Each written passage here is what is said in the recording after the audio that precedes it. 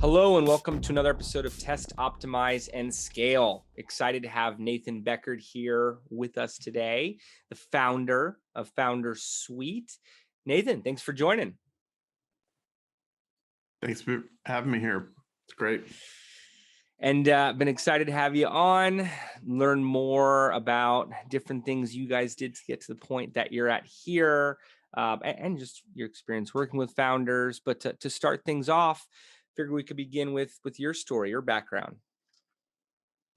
Yeah, so my story's pretty straightforward. I got out of college, went to work in investment banking for a little while, helping companies raise capital, then went off and launched my own consulting firm, helping companies raise capital, and then decided to build software for raising capital. So it kind of went from a banker to a consultant to a product maker, all centered around raising capital.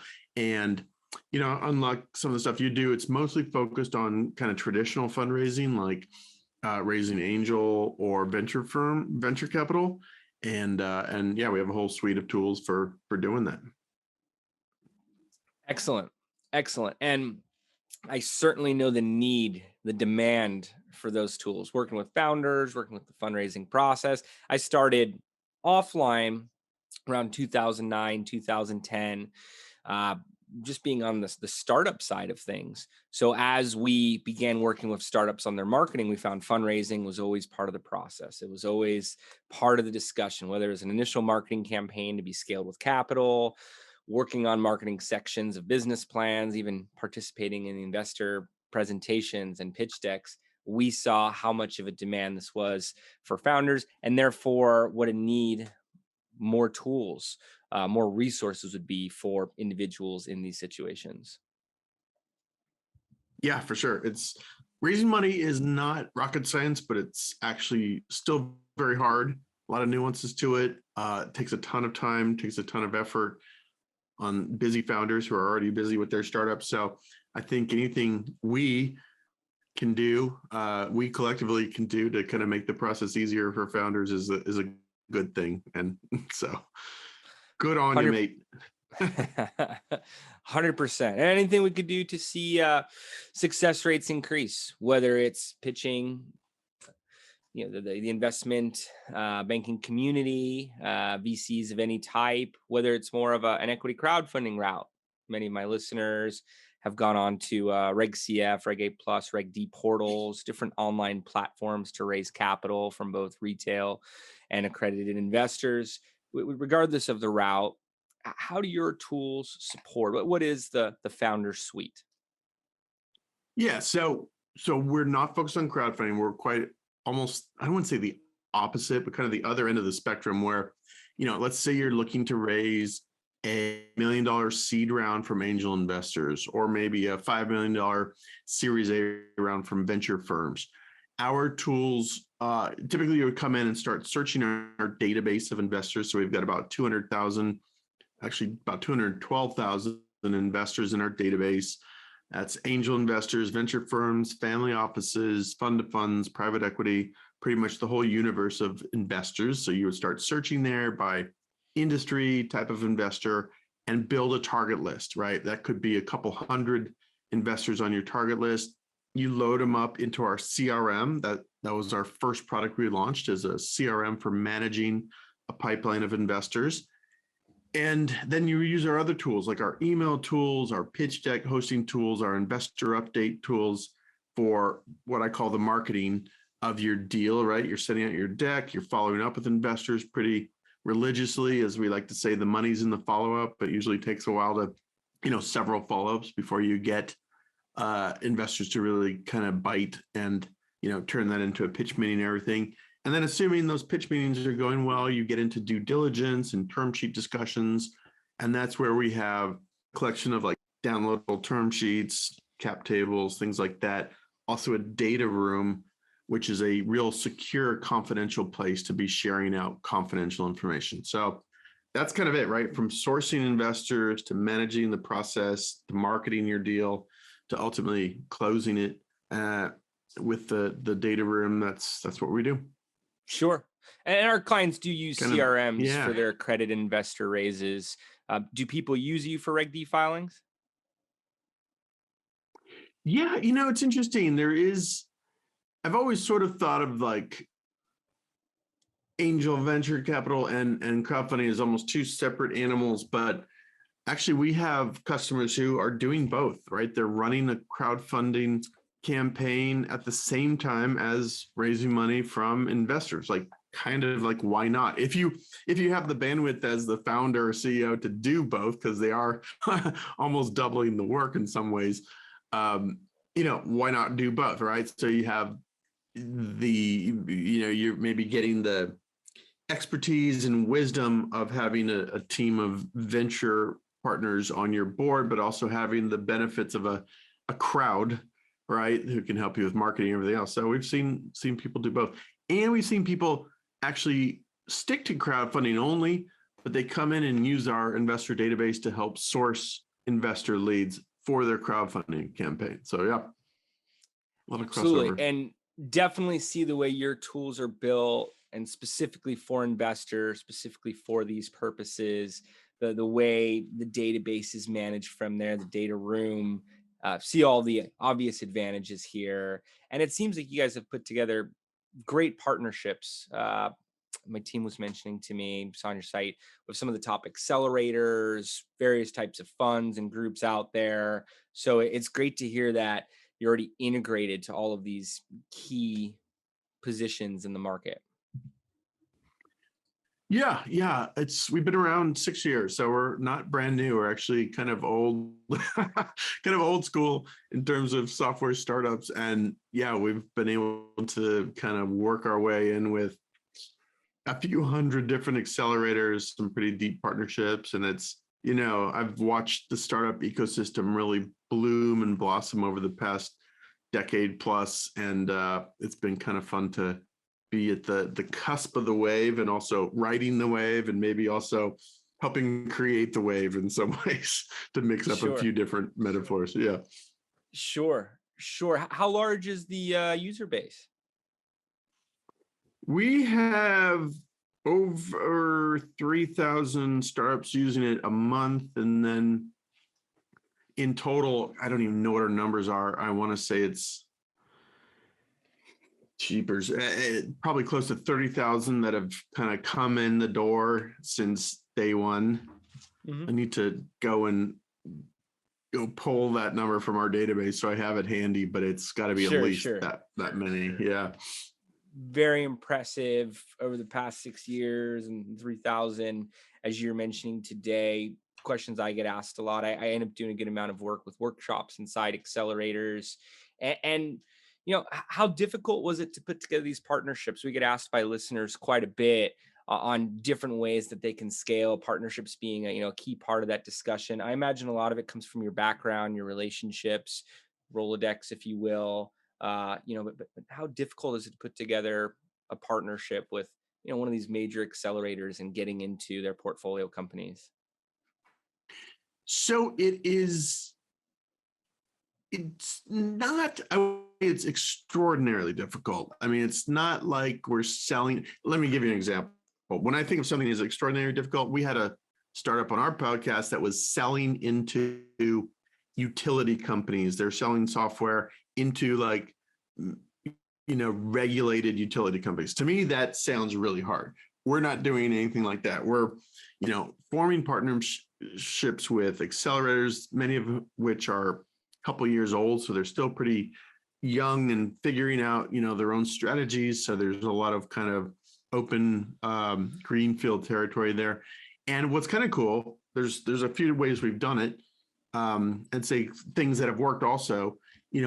We often get accelerators coming to us because they have a couple startups in their program using Founder Suite. And so like, hey, Jane from Acme XYZ company is using it, would you have something we could offer the rest of the companies? Like, so that's the best way of getting partnerships, when they're actually coming to you, right? And then the other way we do it is some outbound direct outreach, where we're reaching out to the accelerator. And what is useful there is if you have a couple different offerings. Like, for example, if you're an accelerator, I'm reaching out to you, it's Fishman Accelerator. I'm probably going to say, hey, we've a few different things. We can do something really simple, like giving you a discount code or perk that takes me 5 minutes to create. You can throw that up on your perks page. Many accelerators have it, or your welcome package for new startups, whatever. And, it doesn't cost you anything. It's not really an endorsement. It's just putting it out there, right? Very, very easy on both sides to do that kind of partnership. But then I have other partnerships too. Like, we could also come in and give some content. We've got some like talks on how to raise capital that we can come in and give for your members. Other accelerators we're part of the curriculum, right? So they have a 6-week program, and week number 2 is building a target list of investors. We can supply some content, how to do that, so on and so forth. And then, if we want to keep taking that relationship even forward, we have some accelerators where they're buying it for all their companies. We have an enterprise license for them. It's very much, deep, right? So kind of having that like super easy, lightweight, all the way up to like expensive and embedded. They can pick what suits them, and that's worked pretty well. Fantastic. You've been able to craft that out, see success, really have it set up for groups in each of those accelerators and for the right environments. And over the course of 6 years, what type of changes have you seen in the market? Saw some studies about increases to retail investors around 2020. Have you seen similar things with higher volumes of accredited investors over the past 6 years? Perhaps more adoption of digital tools and digital correspondence to then populate the CRM? How have you seen things change over the past 6 years? Yeah, boy, that's a big question. Lots of stuff we could delve into there. I Sure. think you have seen a lot more. I'll even take that 6 years and call it 10 years. Let's say over the last 10 years, I've seen All right. many macro changes, lots more, angel investors coming in the market, just tons more, right? Angel investors used to be sort of rare, if you say, and now they're not. I think part of that is crowdfunding actually helped that, because now like kind of anyone can be an investor, and that's just sort of opened the door, right?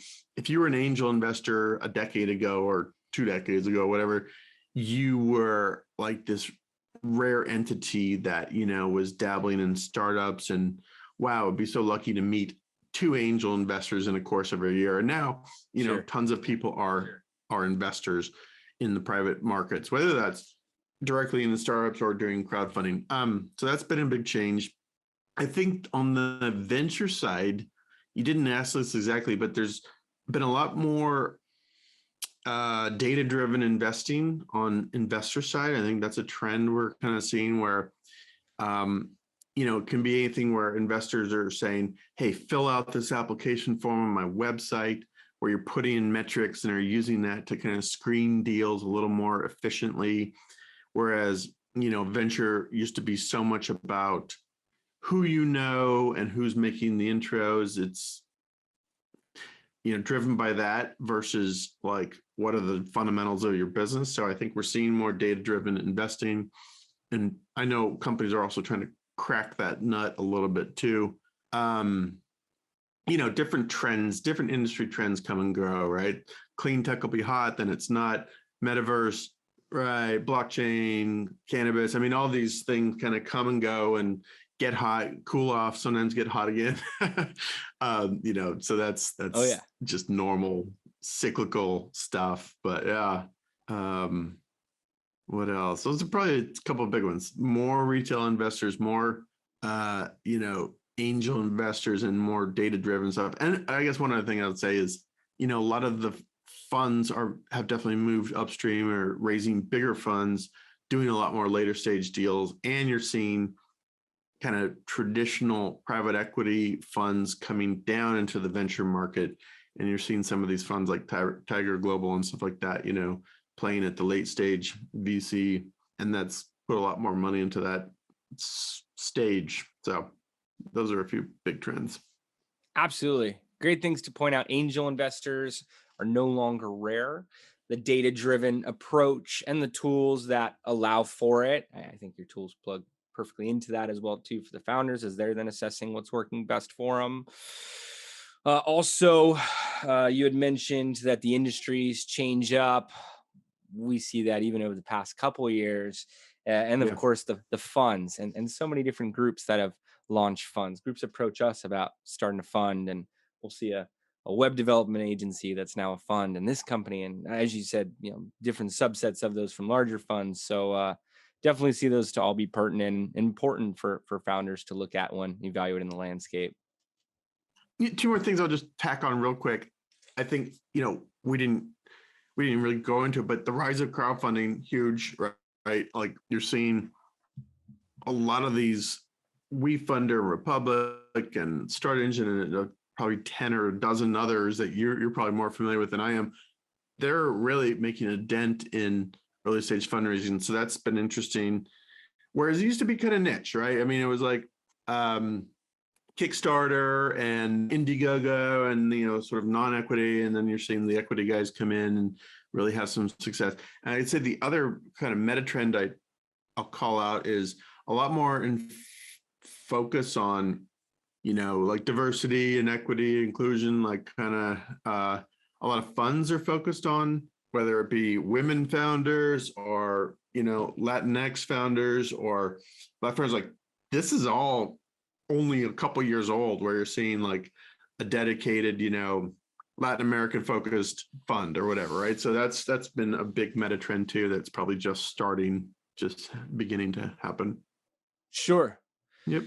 Diversity, different aspects of what investors are seeking out in their investment opportunities. Interesting to hear you say about the dent it's made, because I see it from this side. So to hear, oh yeah, we're noticing it over here as well too, with more investors coming in, different deals going in that direction. We'll often see the side by sides or an anchor, a group of investors lead the round on some of the larger Reg A plus deals, or a side by side Reg D, Reg CF, or Yeah. whatever it may be. But those are very different things, as you mentioned, from a few years back and how it's changing. And we're excited to see how it all shapes out, how our lives that are now digital and as different, let's say, millennials enter more professional investor, angel investor, income and net worth levels, what it means for the whole ecosystem in 10 years, 20 years, what that even looks like. So it's interesting to see where things are at Sure. now and where they're going to be. And for any founders that are listening in, you provide this awesome suite of tools. What can they test out towards their own raise, their own growth, uh, their own journey towards success and their goals as a whole? Whether it's use of your tools and towards their investment round, or just recommendations. You've been down this path successfully. What can they be testing out for themselves? Yeah. I mean, when you're fundraising, it often does make sense to actually do a little test market. Now, this is going to be a bit contradictory advice, because on the one hand, I'm constantly telling founders, you need to talk to lots and lots of investors, right? One of the little metrics I tell founders all the time is like, if you're getting a 5% conversion rate between who you pitch and who ends up investing in your company, a 5% conversion rate is great.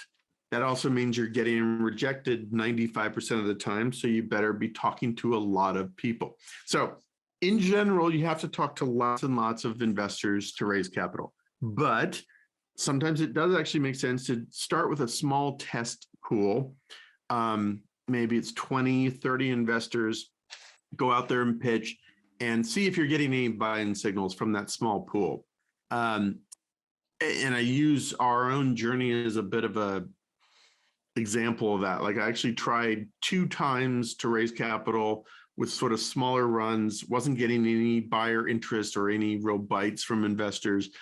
Took a pause, went back, got more traction, worked on the product more, tried again, still wasn't really getting any bites from investors. And then third time's a charm. I really went out and did a full court press, and was able to successfully fundraise. But um, you know, it's hard to say, am I fundable, right? Like, this is one of the things I say. People are like, who can raise money on Founder Street? I'm like, startups that are fundable. Okay, what does fundable mean? That means a lot of different things depending on type of business you are. Do you have metrics? Do you have traction? Do you have revenue? Do you have some amazing personal background and work experience that's going to be fundable, right? It's kind of like a lot of different pieces that create something fundable.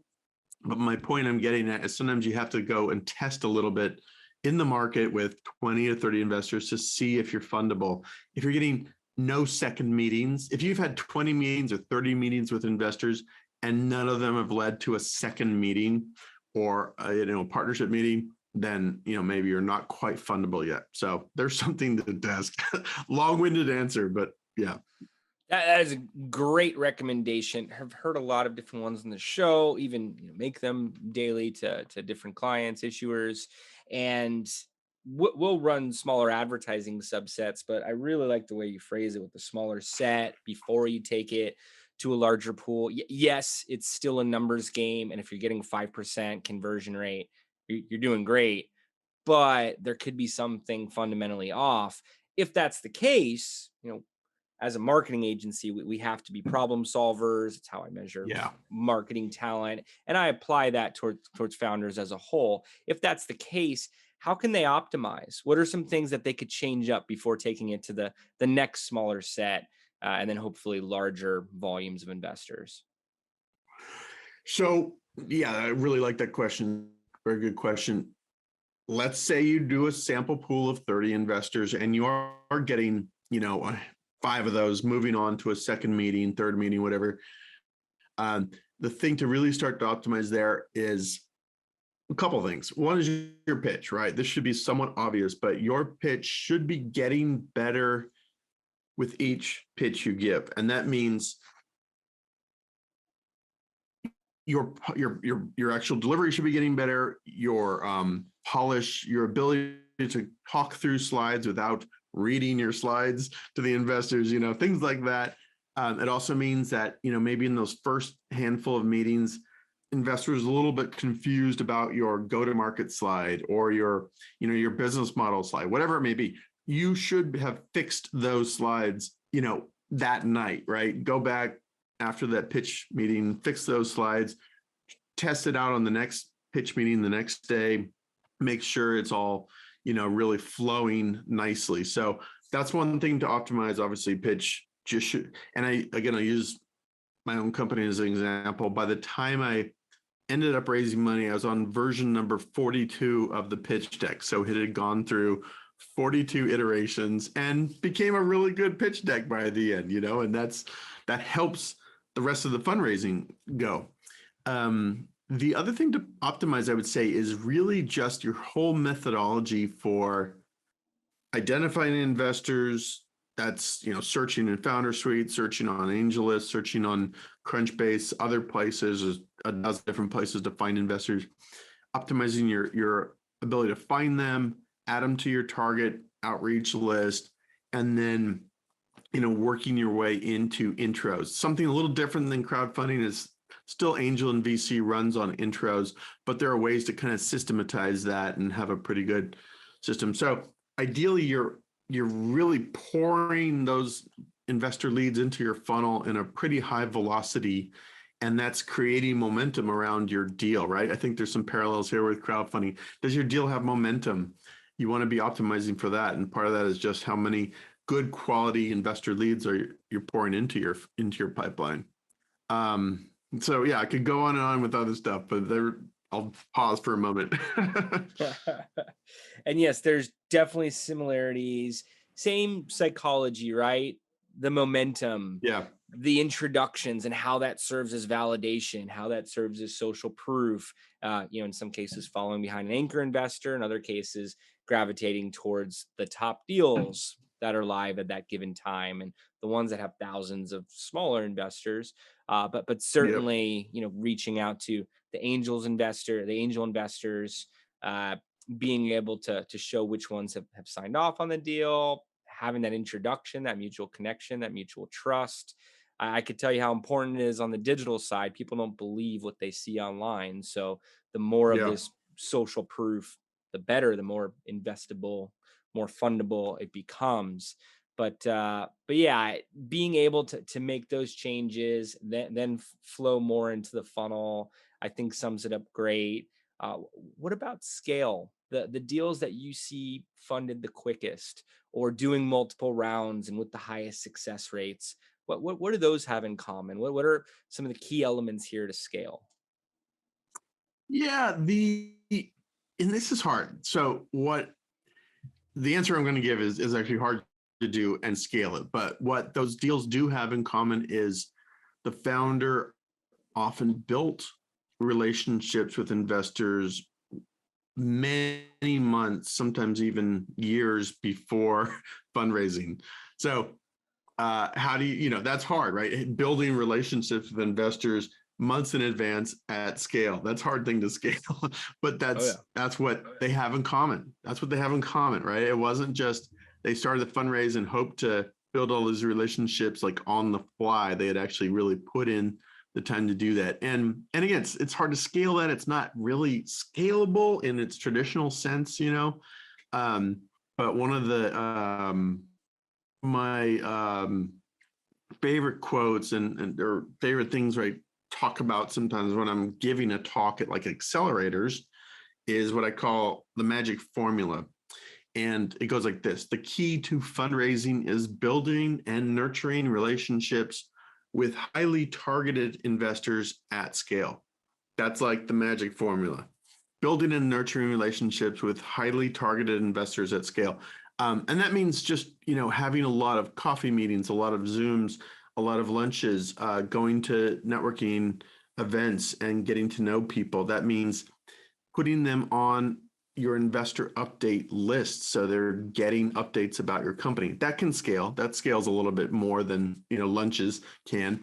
Um, but really, getting a distribution list of a couple hundred investors for your company updates so they're seeing your progress even before you go out fundraising is what to scale. So how many investors know about you? How many investors total have seen your progress maybe 3 months in a row, maybe, right? They've got like 3 investor updates from you over a period of a couple months and they're actually reading it.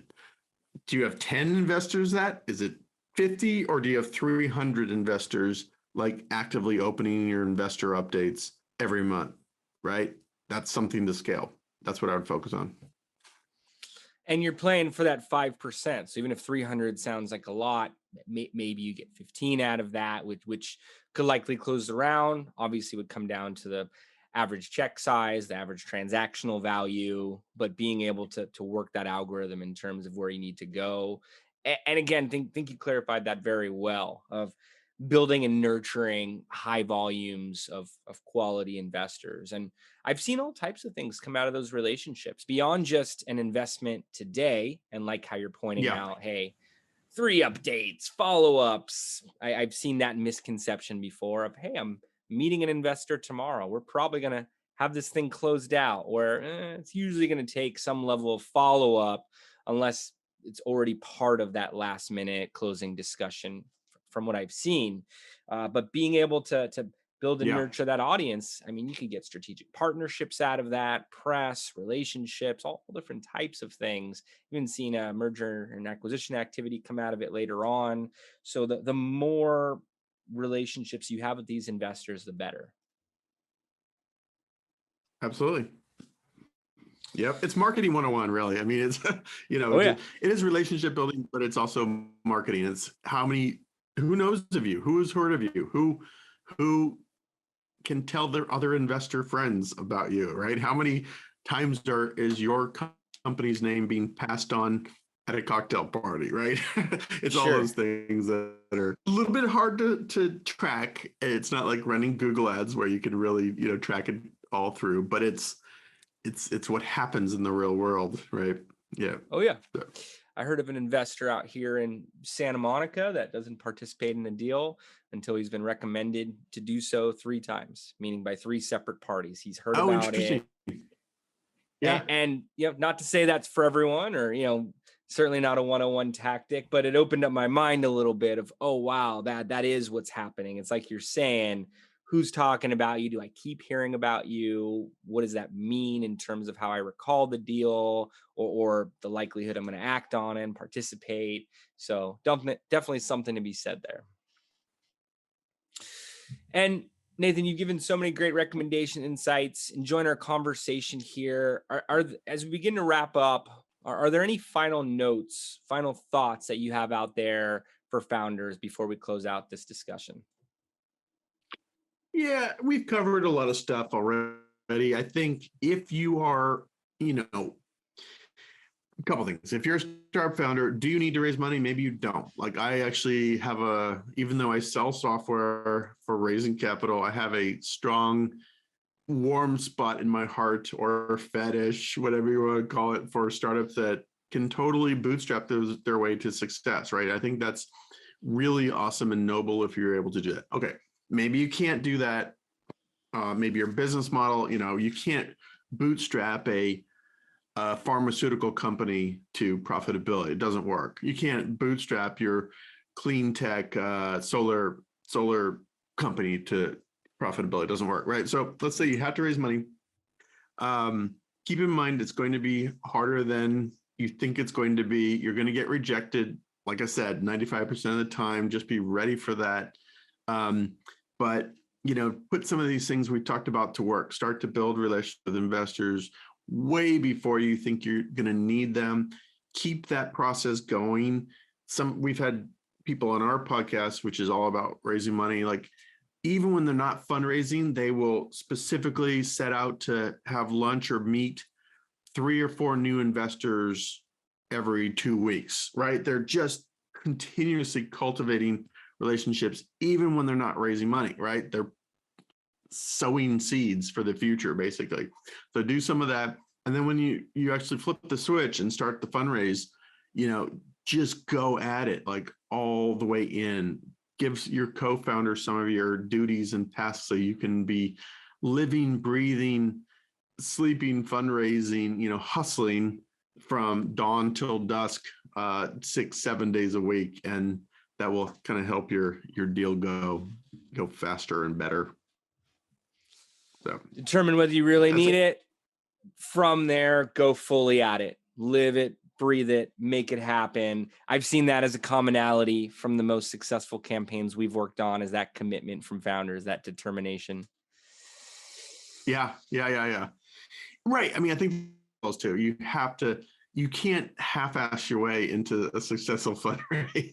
Same with crowdfunding. Like I think a mistake or mythology of crowdfunding is you put up a nice landing page and investors just come to you and start sending you money. No, the people I know who've crowdfunded hustled like crazy to drive traffic to their crowdfunding pages and stuff like that. And I'm sure you could talk about that for hours, but yeah. So, oh yeah, hustle. Could attest to that.